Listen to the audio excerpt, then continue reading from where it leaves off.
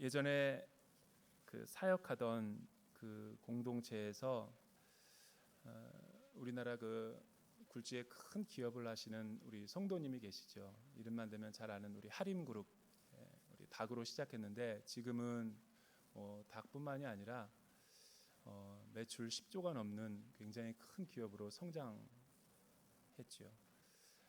거기에 있는 그 오수정 권사님과 김홍국 장로님과 이제 같이 이야기를 나누고 만날 시간이 있었는데 우리 장로님에게 주셨던 그 꿈이 너무 그 어렸을 때 힘들고 가난했을 때 그렇게 병아리가 좋아 보이더래요. 병아리가. 그래서 어린 나이에 교회 다니면서 병아리 3마리를 자기 손으로 잘 이렇게 사서 키워본 그 감각과 그 기술, 그리고 또 그 사랑하는 그 마음, 그 어렸을 때 그 막연하게 가졌던 그 동경심. 그래서 권사님을 처음 만났을 때도 자기는 이런 꿈이 있다고, 요셉과 같은 환상과 꿈을 이야기했대요. 근데 오수정 권사님은 안 믿었대요. 그게 무슨 가당치도 않은 소리다. 근데 지금은 병아리 3마리가 매출 10조의 규모의 그룹이 됐다라는 것. 우리가 간과하기 쉬운 비전과 꿈의 중요성을 보여주는 것이죠. 아무것도 없는 상황에서 그 꿈과 그 비전을 가지고 내가 기도하면서 그 하나하나 실천해 나가고 성실하게 임한다면 하나님께서 기름 부어 주시는 것이죠. 요즘에 우리 정현성 목사님과 함께 세종 공동체에 신방할 일이 많아져 가지고 본의 아니게 이제 세종에 있는 식구들을 제가 많이 만나고 있는데, 한 분이 그 커피숍을 하시는데 자기 매장을 좀 와주시면 좋겠다라고 해서 가본 적이 있습니다. 본인의 허락을 받고 제가 간증을 하는 겁니다. 전찬권 우리 집사님이시라고, 이 집사님의 간증을 듣고 내가 너무나 많은 은혜를 받았어요. 사실은 에브리데이 썬데이 커피라고 우리가 이름만 들으면 잘 모르는데, 이분의 특징은 정말 커피 장소로는 하면 안 되는 곳만 찾아가지고 커피점을 세워서 우리나라 전국에서 구름대처럼 몰려오게 하는, 그리고 많은 매출을 이루는 놀라운 성공 신화를 써나가고 있는 분이죠. 우리가 잘 아는 커피 그 카누 광고에 나오는 거 있죠. CF 공유가 나와서 그게 그 집에서 찍은 거죠. 그리고 손을 대는 것마다 안 되는 곳을 찾아가지고 다시 리모델링해서 그분의 말에 의하면 자기는 보인대요. 나는 안 보이는데 그분은 보인대요.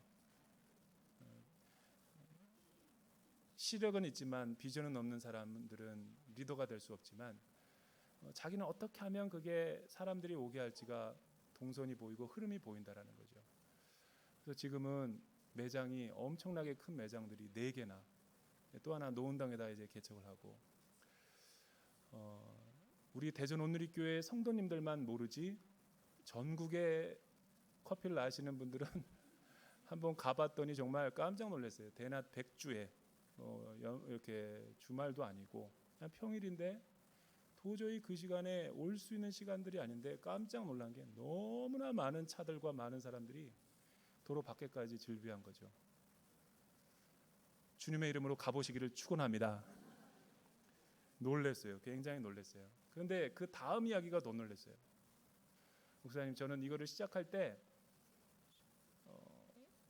여러 시행착오를 많이 겪어가지고 좀 어려움이 있었는데 수중에 돈이 100만 원 조금 있었대요. 100만 원. 근데 이 돈을 가지고 어떻게 뭘 할 수 있을까라고 의구심을 가졌대요. 그런데 그 형제가 경영 비결을 저한테 하나 알려주더군요. 성공할 수밖에 없는 중요한 비밀을 여러분들에게 알려드리겠습니다.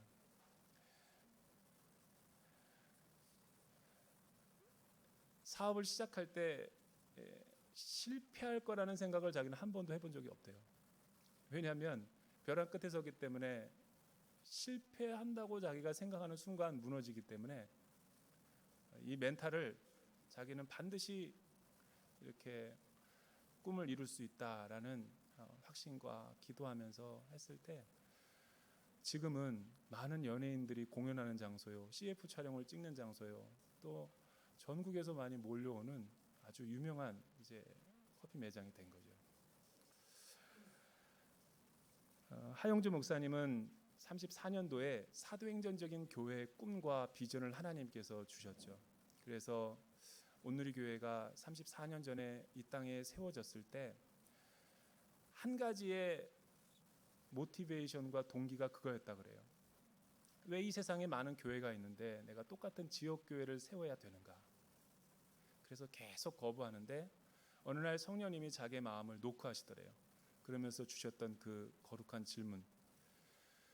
사도행전을 읽다가 만약에 이런 오순절날 임했던 거룩한 공동체, 교회, 이런 진짜 공동체가 오늘날 내가 살고 있는 도시와 지역에 다시 재생산되고 세워질 수만 있다면 아픈 몸이지만 자신의 목숨을 걸고 이 꿈을 위해서 불살라 보겠다고.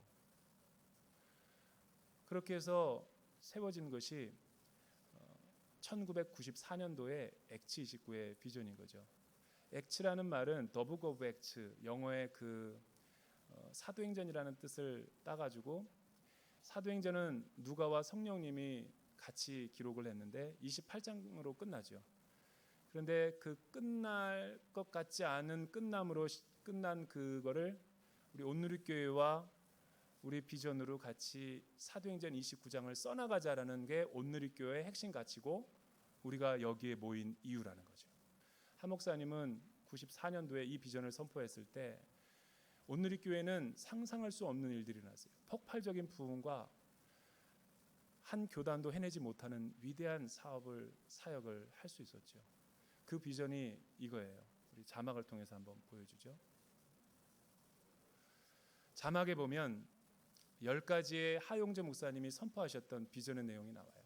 성령으로 충만한 공동체, 그리고 예수님의 삶을 실제적으로 살아가는 그 공동체, 그리고 날마다 기적과 표적과 능력이 일어나는 초대교회와 같은 그 교회, 어떠한 대내외적인 고난과 시련이 온다 할지라도 복음을 능력 있게 선포할 수 있는 공동체, 거룩과 성실과 정직함으로 성결의 삶을 살아가는 그 교회, 평신도 리더를 세우는 공동체, 교회 목회자들이 사역을 독점하는 것이 아니라 우리의 사역을 평신도들에게 돌려줘서 평신도가 능동적으로 움직이는 그 교회의 환상, 그리고 복음을 전하다가 순교자를 배출할 수 있는 생명을 바치는 공동체, 하나님을 모르는 영혼들에게 다가가 전도와 선교를 하는 이방인들을 품는 공동체, 그리고 땅끝까지 주의 오심을 증거하는 그 선교적인 공동체, 그것이 바로 사도행전 29장을 써나가는 액츠 29의 비전이라는 것이죠. 저는 오늘 설교 제목을 액츠 어게인 액츠 29라고 선포했어요. 왜냐하면 제가 오늘이 이제 대전 온누리교회에 온 지 딱 1년이 되는 그런 해예요. 그런 시간이에요. 봄, 여름, 가을, 겨울을 적응하느라고 많이 고생했는데 그래도 우리 사랑하는 장로님과 권사님, 또 우리 많은 성도님들이 정말 사랑해 주시고 섬겨 주셔서 물심양면으로 아끼지 않고 헌신해 주셔서 여기까지 올 수 있었던 것 같아요. 구약의 인물 가운데서도 이런 액츠 29의 비전, 하나님의 나라의 회복을 위해서 자신의 삶을 바친 하나님의 인물이 있죠. 그 사람이 바로 느헤미야라는 사람이었어요. 느헤미야가 살던 시대는 영적으로 시대적으로 매우 암울하고 이스라엘 역사에서도 가장 어두운 흑역사의 순간이었죠. 비전이 없는 사람들은 늘 체념하고 포기하고 절망하고 패배주의적이고 운명주의적인 생각을 갖지만 꿈이 있고 비전이 있는 사람은 그 절망을 딛고 새로운 절망 속에 바라본 그 비전 때문에 다시 재도약을 하는 것을 볼 수가 있죠. 그래서 잠언 성경에 이 말씀을 저는 참 사랑합니다. 소가 없으면 구유는 깨끗하지만 소로서 얻는 것이 많으니라. 이 소는 힘을 은유적으로 표현한 거죠. 비전이 없으면 아무 일도 안 일어나고 우리 삶이 조용하겠죠. 하지만 비전이 일어날 때, 새 생명이 태어날 때 조용하던 가정은 시끄럽고 아기를 키우느라고 소란스럽고 많이 부대끼는 실제 우리의 삶이 있지만 그 생명을 통하여 얻는 것들이 많이 있는 것과 마찬가지죠. 미래가 보이지 않던 이스라엘 백성들, 절망과 체념 가운데 있던 백성들에게 선포한 이 비전을 통해서 이스라엘 백성들은 놀라운 영적인 중흥과 부흥을 경험하게 되죠.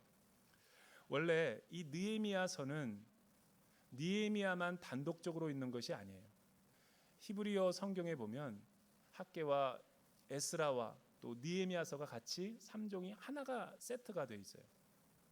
근데 영어 성경과 한국 성경은 이거를 다 챕터별로 나눴죠. 고레스 왕의 특별한 칙령과 은혜로 바벨론 70년 동안의 포로 생활을 청산하고 다시 고토인 이스라엘로 돌아갈 수 있는 기회를 얻게 된 이 초월적인 사건을 이스라엘 백성들은 실현하게 되는 거예요. 인구가 많기 때문에, 포로들이 많기 때문에 한 번에 다 귀환할 수 없어서 1차, 2차, 3차에 나눠서 귀환을 하게 되는데, 학개 선지자가 여호수아와 함께 스가랴와 함께 1차로 귀환하게 되죠. 예루살렘에 도착했을 때 패망했고 사라져버린 성전을 다시 재건하는 그 사업을 학개 선지자의 주도로 일으켰어요. 너희들은 포로에서 돌아와 이 예루살렘 성에 살면서 잘 먹고 잘 살면서 하나님의 성전인 이곳은 무너진 채로 눈 멀고 병들고 쓰다가 망거 찌꺼기로 하나님 앞에 헌물해서 되겠느냐. 하나님 앞에 11조를 먼저 드려보라. 그가 갚지 아니하나 보라. 독려하고 촉구했던 하나님의 사람 학개 선지자. 금도 내 것이요 은도 내 것이야라고 말씀한 하나님이 우리의 삶을 갚아주겠다라는 거죠.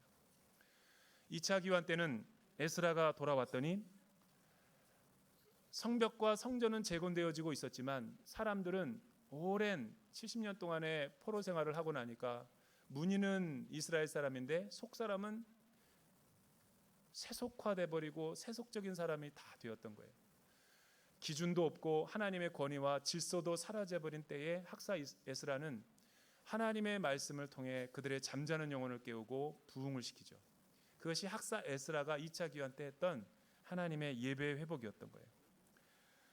그리고 나서 3차로 느헤미야 시대 때 많은 사람들이 돌아오기 전에 뜨거운 말씀의 부흥과 함께 재건돼야 될 쯤에 이방 사람이었던 르훔과 시셈에 의해서 이방인들의 공격으로 의해서 예루살렘 성전 건축이 중단됐어요.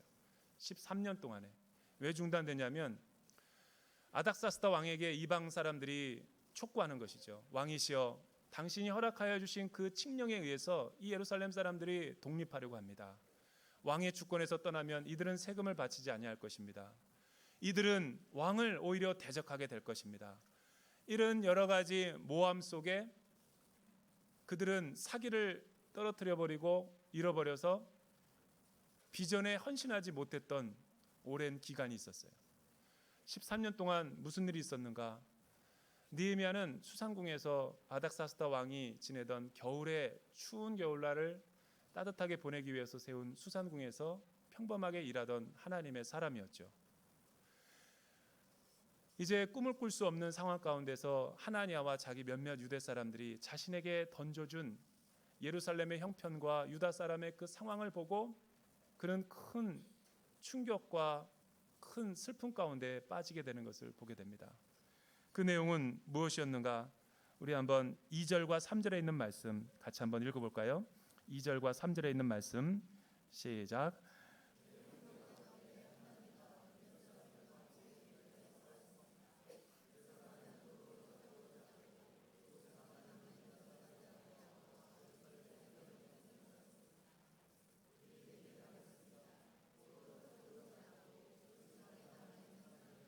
지금 큰 고난과 수모를 당하고 있습니다.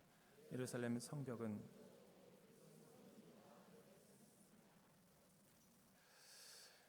느헤미야는 하나니야의 그 소식을 듣고 큰 충격에 빠지게 되죠.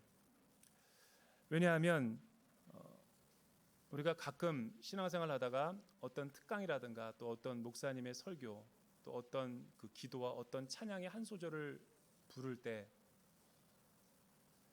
갑자기 평소에도 여러 번 드렸던 거지만 그것이 레마의 말씀으로 다가와 내 영혼을 터치할 때 우리는 영적인 비늘이 벗겨지고 또 하나님의 하나님 되심을 깨닫게 되고 내 잠자는 영혼이 깨어 일어나는 대각성을 경험하게 되죠. 전에는 내가 하고 있는 일, 무관심과 무책임한 일이 아무렇지도 않게 느껴졌는데 어떤 한 커트의 사진과 어떤 한 사람의 말을 통한 동기부여를 통해서 내가 강력한 이 내면의 세계가 스파크가 일어나서 새로운 세계를 보는 환상이 있을 때가 있죠. 그것은 성령님이 하시는 충격요법이에요.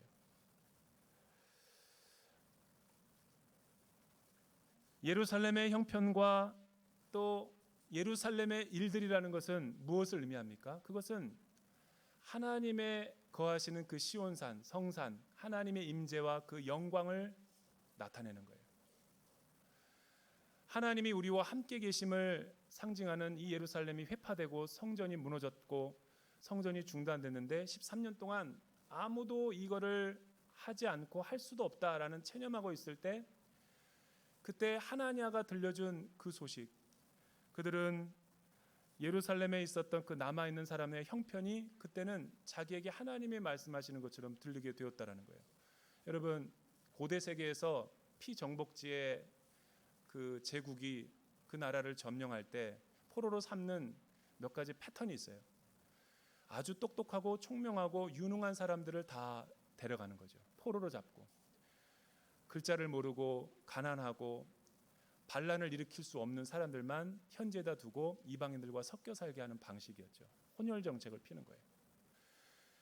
그래서 느헤미야와 다니엘과 같은 귀족들은 다 유능한 포로가 되어서 제국을 섬기는 봉직자로 세우는 거죠.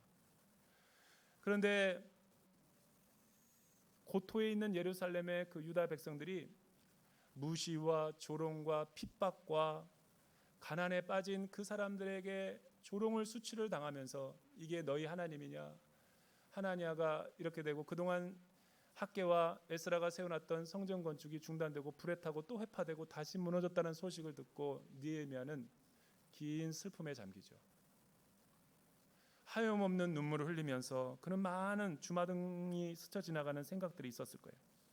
왜 하나님이 나를 수상궁에 두셨을까? 왜 나를 하나님이 다른 민족들은 고통당하는데 나를 이 자리에 세우시고 여기까지 성공하게 하셨을까?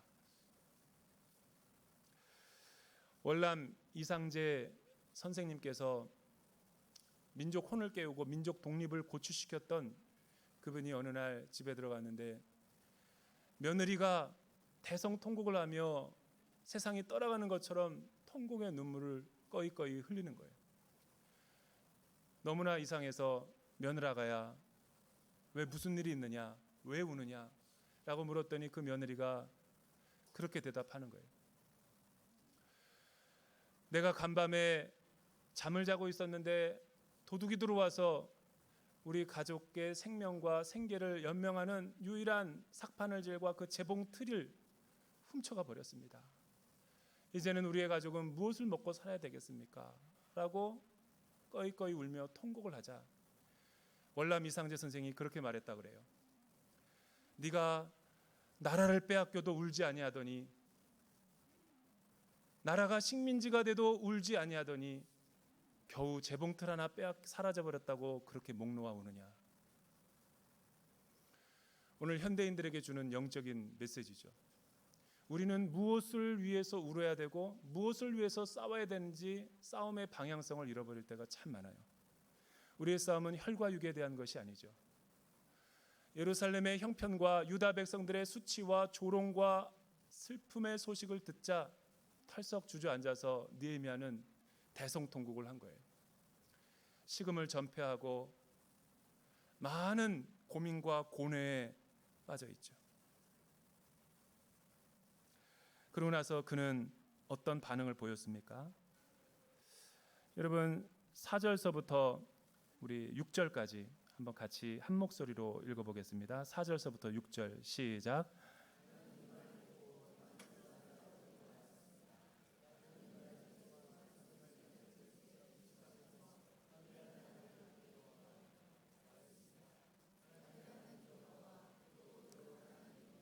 하나님을 사랑하고 그 계명을 지키는 사람들과 맺은 사랑의 언약을 지키시는 하나님이여, 주의 종들인 이스라엘 백성들을 위해 주의 종이 밤낮으로 주 앞에 기도하니 주께서는 귀를 기울이시고 눈을 떠서 이 기도를 들으소서.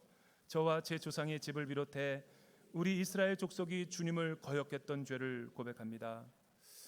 느헤미야는 많은 구약의 인물들이 있지만 저는 느헤미야야말로 하용조 목사님을 가장 닮은 인물이 아닌가.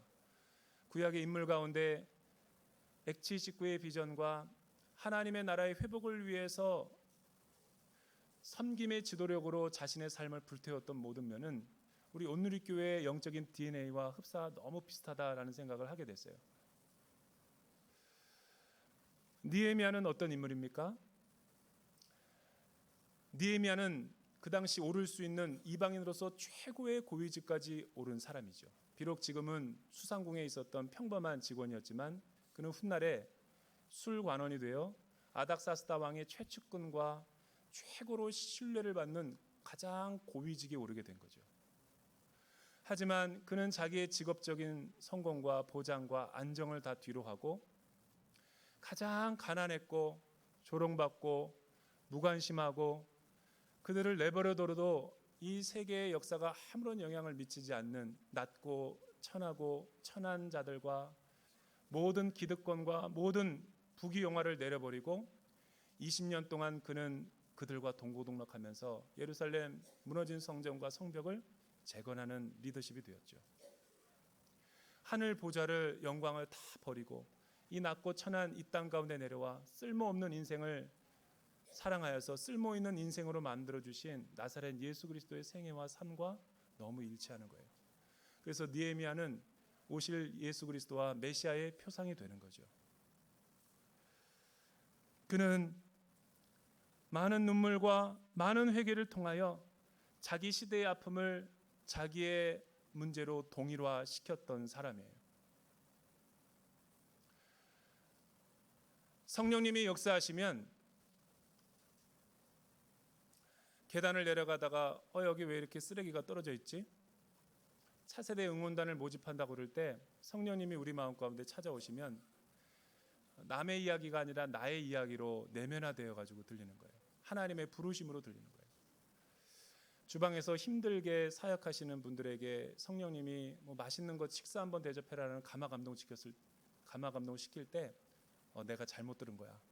그럴 리 없어. 나 아니어도 많이 다른 사람들이 섬겨줄 거야. 이런 게 아니라 성령님이 내주하시는 성령님이 계속 큐티할 때나 예배 드릴 때나 새벽 기도할 때나 나에게 말을 걸어오시는 거예요. 너가 수고하고 섬기는 사람들에게 다 식사 한번 대접해라. 어떤 경우는 아울리치 갈 때 그런 일들이 많이 일어나는데 내 호주머니에 50만 원이 있었어요. 50만 원. 그 50만 원을 쓸 일이 있어가지고 제가 킵해놨는데 그거를 어떤 성도님에게 플로잉을 하라는 거예요. 주님 그럴 리 없습니다. 주님 그거는 아시죠? 제가 어디다 써야 될지. 긴급하고 중요한 우선순위가 있기 때문에 그건 안 됩니다. 계속 머리에 잠도 오지 않고 계속 심지어 버스 50번 오는 것도 그 50의 숫자와 연결돼 가지고 계속 환청이 들리는 거예요. 아, 내가 기도하다 주님 제가 항복했습니다. 흘려내려 버리니까 놀라운 것은 제가 이야기하지도 않았는데 우리 선우리에서 이번에 이치카와 아울리치 갈 때 오히려 몇 배로 더 리더십들이 생각도 안 했는데 우리 같이 또 부부를 또 초청해 가지고 이런 일들이 왜 일어나는 걸까요? 하나님이 성령님으로 역사하실 때는 우리의 관심과 우선순위를 바꿔버리는 거죠. 이 느헤미야가 평상시처럼 살아가고 있는데 그때 하나님으로부터 들었던 소식은 예루살렘의 형편은 다른 때와는 달랐어요. 그는 그 소식을 하나님의 음성으로 듣고 비전으로 만들어서 금식하고 기도하기 시작했죠. 주님, 나와 내 조상이 하나님 앞에 범죄했습니다. 이 말씀이 주는 영적인 교훈이 무엇입니까?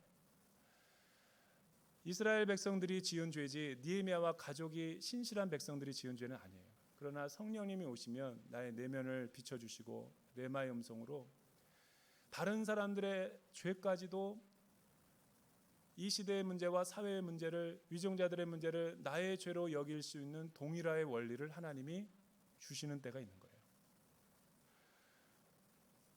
그래서 그는 펑펑 눈물을 흘리며 하나님 앞에 회개하기까지 이루어지게 된 거죠. 비전은 이렇게 해서 만들어지는 거예요. 우리는 왜 다른 사람의 아픔과 다른 사람의 고난이 나에게 동일화되지 않는 것일까? 교회는 오래 다녔어도 목사님의 강단에서 선포되지는 메시지는 목사님의 이야기고 실제 나의 삶과는 아무런 상관이 없는 일로 여겨지는 것일까? 그거는 교회론이 잘못됐기 때문에 그런 거예요. 교회는 세상의 오거나이제이션 조직체가 아니죠. 교회는 오거나이제이션이에요. 유기체죠. 바디 오브 크라이스트, 그리스도의 몸인 거예요. 회사와 생명은 다르죠. 생명은 비슷하지만 다른 것이 서로 연결되어 있는 거예요. 그래서 교회를 그리스도의 몸이요 하나님의 백성들이라고 표현을 하는데 머리 대신 그리스도를 중심으로 해서 우리의 몸이 붙어 있는 거죠. 그래서 몸은 지체라 그러고 몸은 다양한 거예요. 그러나 머리는 하나여야 되는 거예요. 창조 질서와 하나님의 권위, 하나님의 말씀은 오직 하나여야 되는 거예요. 그 통치와 그 다스림을 받으면서 우리가 질서 있게 하나님의 군대처럼 움직이게 되는 것이죠. 그래서 교회를 다양성과 통일성이 있는 곳이라고 부르는 거예요. 어떤 사람은 군대 출신이어서 획일성을 좋아하는 사람이 있어요. 남자다움을 좋아하는 사람은 획일적인 문화를 되게 좋아해요. 한마디 하면 딱 질서 있게 움직이는 거. 공무원들. 그런데 다양성을 또 힘들어하는 분도 있죠. 또 교회에 오시는 분은 어떤 분들은 너무 자유로운 영혼으로 하고 싶은 대로 마음대로 하는 분들이 있어요. 그런 분들은 서로 훈련을 해야 돼요. 다양성이 자기 의견, 자기 주장이 센 사람들은 하나 되는 훈련을 해야 되고 또 지나치게 하나 되는 문화 가운데서 있었던 사람들은 남의 자유의지와 인격과 견해를 존중하는 상호 보완적으로 가야 돼요. 그게 그리스도의 몸인 거예요. 그러면 이 손이 다치면 발은 기뻐하는 것이 아니라 발도 아프는 거죠. 여러분 발이 아프면 눈도 아프고 머리도 두통이 와요. 나의 눈의 모든 시선과 관심이 이 아픈 손과 아픈 발에 가 있게 되는 거죠. 그게 그리스도의 몸이라는 거예요. 지체의식이고 그게 성경에서 이야기하는 하나님의 나라의 사랑의 원리라는 거예요. 교회 와서도 계속 세상에서 하는 것처럼 자기 주장과 자기 고집만 주장하는 사람들은 이기적이고 무관심하고 무책임한 사람이죠. 느헤미야도 그렇게 살아갔는데 이날은 특별한 은혜가 부어지니까 다른 사람과 다른 이웃의 관심이 나의 문제로 여겨지기 시작하는 거예요. 다른 자녀들의 문제가 내 순원의 문제고 다른 우리 집사님의 문제가 나의 문제로 여겨지고 기도 제목으로 되는 것, 그게 진정한 교회 공동체라는 거예요. 저는 이 아이케어상의 우리 세종 식구들이 300명이 넘어가 지금 400명에 육박해요. 여러분 그 18km 떨어진 곳에서 매 주일마다 대전 오누리교회 와서 예배 드리는 게 쉬운 것 같지만 어른들은 그렇게 생각해요. 근데 자녀를 데리고 이른 아침부터 씻기고 입히고 데리고 와서 여기까지 온다? 그거는 역지사지로 생각해 보면 돼요. 쉬운 일이 아니에요. 세종을 제가 많이 신방하고 다니면서 느끼는 거는 야, 대전 오누리교회 성도님들이 대단하구나. 하나님이 8년 전에는 30명으로 시작된 공동체가 300~400명이 되게 하신 이유가 뭘까? 하나냐의 소식처럼 들리는 거예요. 많은 분들이 이야기를 했어요. 근데 하우라는 문제에 우리가 직면한 거죠. 어떻게? 그래서 우리 세종시의 일들만이 아닌 거예요. 북누리 공동체 일이 아니라는 거죠. 몸에 지체의식을 가지면 동누리와 남누리와 서누리가 우리의 문제를 여기고 우리가 힘써 도와줘서 저는 교회를 세우고 싶은 것이 아니라 선교센터, 우리 교육관을 세종에 짓고 싶어요. 그리고 M센터 같은 곳을 세워서 그들이 차세대가 들어가서 마음껏 예배할 수 있도록 우리가 섬겨주는 것이 교회의 중요한 일이라고 생각합니다. 평신도가 능동적으로 움직이는 교회가 돼야 돼요. 저희 교회가 중직자들만 200명이 넘어요. 230명. 230명이 굉장히 많은 인원이죠. 어떻게 우리는 이 꿈을, 이 비전을 이뤄낼 수 있을까? 느헤미야도 같은 고민이 있었던 거죠. 하나님이 마음을 주신 건 감사한데 이거를 어떻게 성취하고 실현할까? 우리 대전 온누리교회 1층에 부산은행이라도 있지. 그 당시 느헤미야는 아무것도 없고 사람도 없고 네트워크도 없어요. 홀로 주저앉아서 식음을 전폐하고 금식하고 기도하고 이 일이 이루어지기 전까지 4개월 동안 하나님 앞에 엎드려 기도한 거예요. 그리고 11절에 어떤 역사가 일어났는가? 11절 우리 마지막으로 한번 읽어볼까요? 시작. 주여, 이 종의 기도와 주의 이름을 경외하기를 기뻐하는 주의 종들의 기도에 귀를 기울이소서. 오늘 주의 종이 이 사람 앞에서 은총을 입고 잘 되게 하소서. 그때 나는 왕에게 술을 따라 올리는 사람이 없습니다. 느헤미야는 그저 기도하고 구호만 외치는 사람이 아니었죠. 실천적으로 실행력을 앞세워서 비전을 어떻게 성취할까 의논하고 연구하다가 마침내 결단을 하게 돼요. 두 가지를 기도하는데 나는 여러분도 이렇게 기도하기를 주님의 이름으로 축복합니다. 형통하게 해주십시오, 주님. 잘 되게 해주십시오. 그리고 내가 할 수 있는 일과 내가 할 수 없는 일이 있는데 내가 할 수 없는 일은 하나님이 하십시오. 그것이 은혜인 거예요. 실제 이렇게 됐을 때 2장에 보니까 아닥사스다 왕이 먼저 느헤미야에게 말을 걸어오는 거예요. 있을 수도 없는 일이죠. 왜 수심이 그렇게 가득하느냐? 사실은 이런 일 때문에 그렇습니다. 그래서 하나님이 환경의 문을 열어주시고 길을 열어주셔서 물자와 자원도 보내주셔서 하나님의 비전이 성취되는 것을 보게 하신 것이죠. 종합해 보면 느헤미야가 술 맡은 관원이 되었다라는 것은 상당히 디테일한 부분이에요. 어떤 사람은 꿈만 꾸는 사람이 있어요. 스케일은 디테일이 돼야지 되는 거죠. 전략이 필요한 거예요. 기도하기만 하고 움직이지 않는 사람이 아니라 기도하면서 움직이고 움직이면서 기도했던 사람. 하나님 앞에 형통과 은혜를 동시에 구했던 사람. 하나님이 이 모든 것을 통하여 이루어 주신 것이죠. 종합해 보면 느헤미야가 비전을 이룰 수 있었던 비결은 영적인 일에 우선순위와 관심을 가졌기 때문이고, 두 번째는 시대의 아픔을, 민족의 아픔을 자기의 것으로 승화시켰다라는 것에 이유가 있었고, 마지막으로는 그것을 성취하기 위해서 술관원이 되기로 결정한 거예요. 우리는 그렇게 비전과 헌신에 커미트먼트하고 실천하고 나의 모든 것을 바칠 준비가 되어 있는가? 대전에는 이제 많은 변화가 있어요. 12월 달 1년이 됐으니까 제가 적응을 다 끝냈기 때문에 일부 예배가 새롭게 조금 단장되길 원합니다. 교회 리더들이 함께 참여하고 같이 우리의 예배 중심으로 하고 사역을 하길 원합니다. 사역만 너무 많이 해가지고 여러분들 얼굴 표정들 보면 너무 제가 힘들 때가 많아요. 주일날이 죽일 날이야. 너무 고문은 1인 1사역을 해야 돼요. 중직자들이 움직여야 돼요. 중직자들이. 두 번째는 3부 성가대를 만들려고 그래요.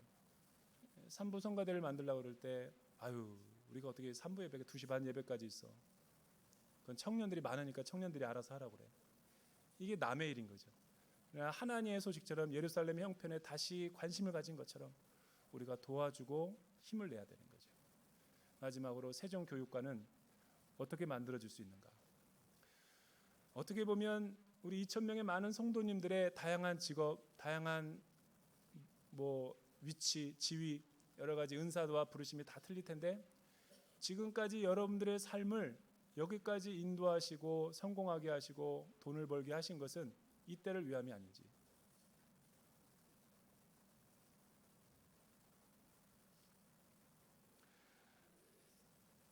저는 8년 전에 세종 식구가 30명이었는데 지금 이렇게 많이 간다는 것은 하나님의 사인이라고 봐요. 이 놓칠 수 없는 기회를 우리 모든 성도들이 같이 기도하면서 하나님의 꿈으로 이루어 드려야 된다고 봐요. 젊은 부부들이 얼마나 힘들고 어려웠는지. 16년 전에 라준성 목사님이 충남대 유성의 대전 온누리교회를 다른 지역이 아니라 하용재 목사님이 대전 온누리교회에 세웠던 이유는 뭘까? X29의 비전 때문에 그래요. 카이스트 교수님들이랑 많은 분들이 가서 서빙고에 찾아가서 이야기를 했을 때 반영이 안 됐어요. 그런데 어느 날 갑자기 교회를 세우시겠다고 하셨어요. 거꾸로 생각해 보면 16년 전에 받았던 우리의 은혜가 그런 하나님의 형통과 은혜가 아니었다면 어떻게 대전 온누리교회가 세워질 수 있었겠냐는 거예요. 그것은 그리스도의 몸된 지체의식과 X29의 비전이 있었기 때문에 가능한 거예요. 따라서 여러분들이 세종교육관을 위해서 술 맡은 관원이 되기로 결정하셔야 돼요. 그때 비전은 잉태가 되고 재생산이 되는 거예요. 그 일을 통해 놀라운 하나님의 나라가 세워질 거라는 확신이 있어요. 기도하겠습니다. 사랑하는 주님, 지금까지 16년 동안 우리 교회를 이끌어 주신 하나님을 찬양합니다. 앞으로의 16년은, 미래의 16년은 X29의 선교적 교회의 사명을 감당하는 대전 온누리교회가 되게 하여 주시옵소서. 그 일에 세종교육관이 쓰임받기를 원합니다. 온 교우들의 관심과 기도 제목으로 나아가게 하여 주시옵소서. 예수님의 이름으로 기도드립니다.